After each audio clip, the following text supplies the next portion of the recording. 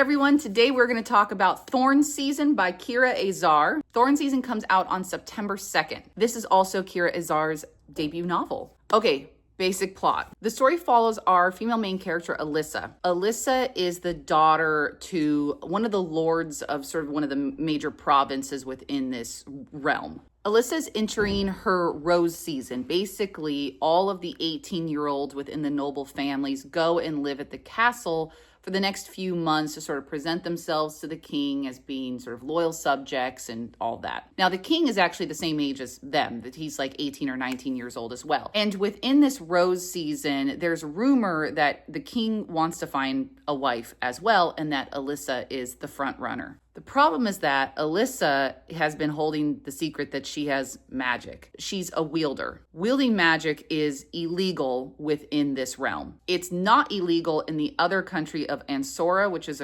like across the ocean. And at the very first chapter of the book, she finds out that one of her friends, who was also a wielder, has been captured and killed for being so. So obviously she's mad, she's hurt, she's upset, she doesn't want to do this rose season at all, but she's stuck sort of pretending that she hates magic wielders as much as everybody else. Now, it's gotten so bad in her country with wielders being killed that the Ansoran ambassador has come over to try to make good relations, because where he's from, people can have magic and it's fine. So he comes over for the rose season, but of course he's not quite what he seems. And within this, there's a lot of political craziness happening. Alyssa's cousins, like close family, are known as the Capewells, and the Capewells are the hunters of her nation. Their job is to track down wielders and kill them. And to do this, they have a magic compass that essentially just points them straight to magic wielders, and that's how they find them. The problem is that this compass has gone missing, and they need to solve where this is, because obviously this is a very dangerous artifact for some random person to have. Alyssa takes it upon herself to find this compass, not only to save herself, but to save other wielders. And then there's a lot of twists and turns within that story. This book I both liked and didn't like at the same time, which I know is weird. This definitely felt like a debut novel. And I don't mean that in a bad way. I've read tons and tons of authors that their first book is just kind of fine, and then they grow as authors and the rest of the books are amazing. And for that reason, I do plan to read the second book of the series, even if I thought the first one wasn't incredible. Most of the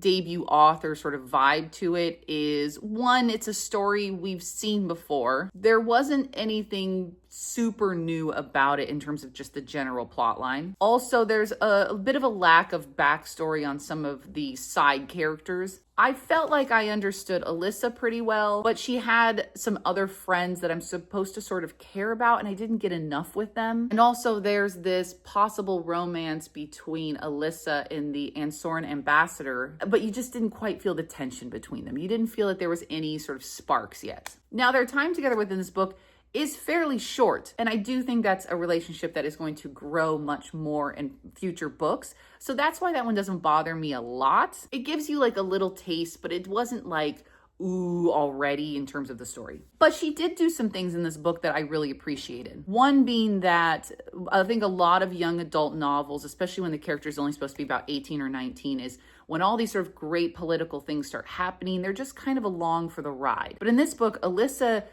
pretty much all on her own, finds out that this compass is missing. She needs to get it back. She needs to help the other wielders. She's got to figure out how to navigate the king and all this stuff. And she's doing it pretty much alone. Now, this is both good and bad for her. Sometimes she makes some stupid decisions. But for the most part, I appreciated that she was driving her own narrative and not all the people around her. She's like, we've got to find this thing. I'm not just going to sit back and wait. She's like, a plan is in place. We're going to do this. We're going to do this. We're going to do this. And I did appreciate that a lot. Also, within a story where, you know, she's having to play the game of flirting with the king and trying to stay close to him so that he doesn't suspect her of having magic and all that. I feel like when that's done in a lot of books, it's not done very well. In this one, I think she does a pretty good job of pretending she's into him. She seems to know how to play the game a lot better than a lot of other female main characters in this type of book. I appreciated too that the Ansoran ambassador, his name is Keel, is not one of those like, I know everything that's going on and I'm so much smarter. Like, he's kind of lost at what to do as well. When she says, look, this is how I need to fix things, he doesn't try to take over her quest. He's kind of like, all right, you need to do what you need to do.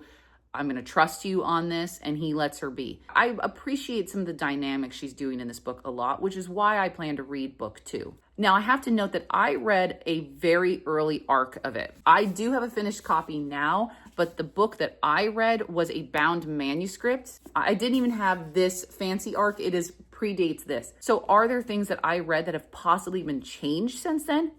Could totally be. I got my arc way back, I think in March or April. So, I mean, it's been a few months. And I hope that maybe they did change just a little bit of stuff before this final published version came out. But if they didn't, I still think it's a book worth reading. I don't think it's going to be anyone's favorite book they've ever read, or they're going to be like, oh my God, best book of the year. It's not going to be any of that. But I think it was a decent enough read. And it is a young adult novel. It's a proper young adult novel. It's not an upper YA. I think both a wide range of ages could read this book. And this is the US first edition. This will be available in every store, but it does have very gorgeous sprayed edges to it. In paper art is also gorgeous. So ultimately, I gave Thorn season 3.5 stars. I do think it's worth reading. I don't know if it needs to go to the very top of your TBR, but I enjoyed it. If you're somebody with like a teenager, I think you and your teenager could read this book together and have a little book club, and it would be enjoyable. So again, Thorn season comes out on September 2nd, and this is a debut novel, and I recommend you check it out.